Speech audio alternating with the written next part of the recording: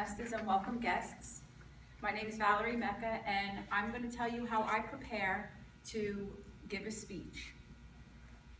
In Toastmasters, we're given manuals to start with when you first join. And what I do is, I look at the manual and I figure out which manual will I be working from, which one do I have the least amount of speeches to give so that I would get an award at the end. Not only does the award help me, but it would also help the club. As I look through the manual and I see the ones that are vacant, I decide, well, what's the criteria? How many minutes? What's the objective of the speech? I check with the club to find out if there's availability on the schedule. And then when I decide the speech that I'm working from, the project, and the title, I send it over to the club president of education, and they put that information in the database. At home, I look at my book, I'll sit at the desk, I'll have my computer, I'll look at the criteria, and some of the times what I'll end up doing, Toastmasters has digital files.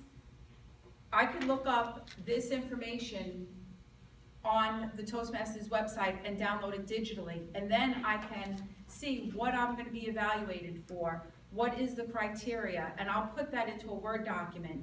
And as I start writing, I'll make sure that I capture each point or what I'll be evaluated on. I try to gear it towards stories, something that either I've experienced or heard about. This way, it would make it more real. It would give the audience something that they could walk away with and that they would remember. Because after all, when you give a speech, it's to touch the audience, not just to talk. I'll try to use different visual aids. I'll try to use body movement and vocal variety when I do my speech to keep it interesting to the audience and not just staying in one spot, if at all possible. But that comes with time. When you first start out at Toastmasters, you're more reserved, but as you move through the different tracks, you get more confidence, and then you can do more things. I'll do research, and if required that I need statistics or various pros and cons, I'll use the internet for that. I'll try to get graphs and things that would be useful for visual aids, pictures. And a trick that I also used when I first started out with public speaking, I'd have a PowerPoint, and the PowerPoint would have a few bullets, and those bullets would remind me of what I wanted to say.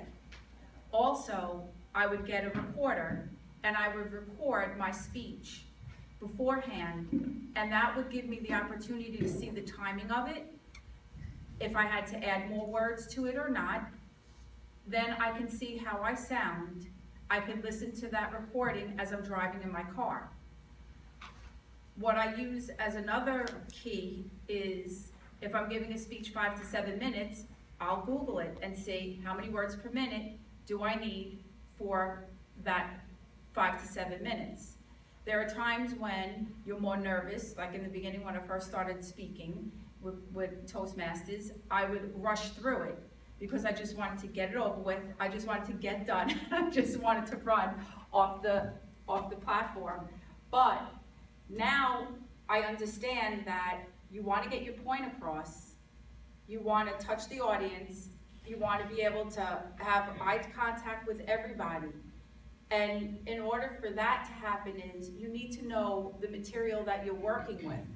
You need to feel rehearsed, but not where you're a computer regurgitating it out, where you really understand it.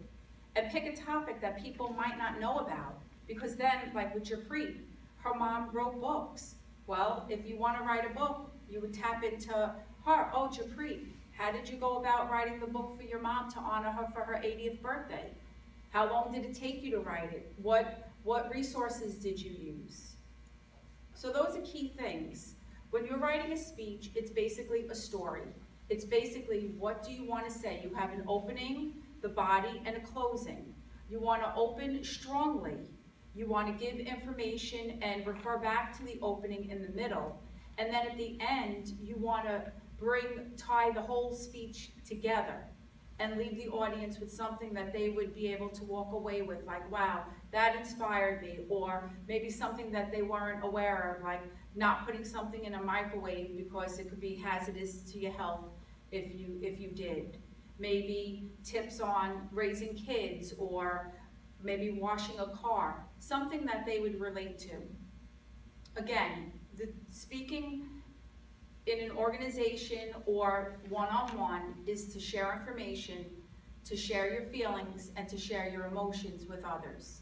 And then as audience members, how would you like to be influenced by the speaker?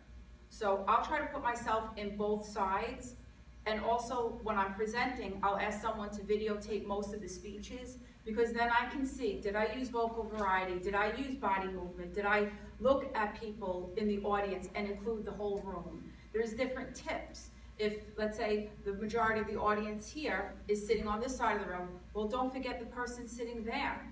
Don't leave them out. Make sure that your voice projects to the back of the room. Sometimes you might be scheduled for one room and then bumped into another room that may be smaller or bigger. Now you have to adjust your speaking skills, and that comes with time.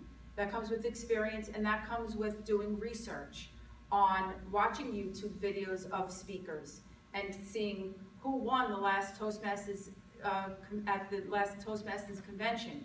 What were their mannerisms? What was their vocal variety? How did they touch the audience?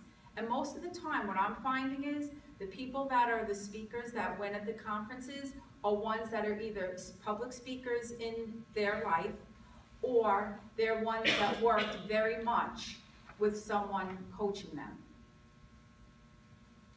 Thank you.